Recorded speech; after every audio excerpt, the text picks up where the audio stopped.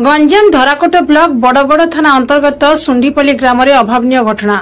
गाड़ी रिपेयरिंग टंका मागिबारु महिला पत्थर छेचिदेले युवक। गुरुतर महिला जनक हेले 40 वर्षीय रुना बिश्वई।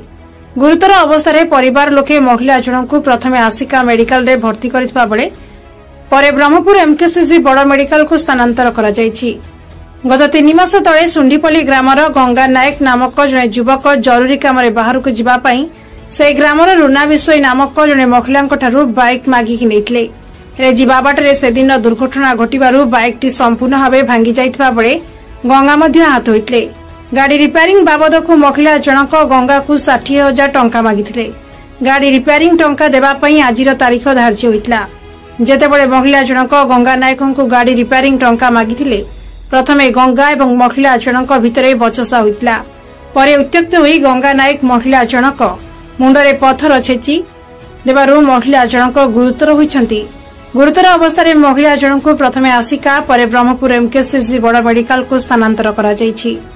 गंजामरु रंजित जेरांक रिपोर्ट श्री न्यूज।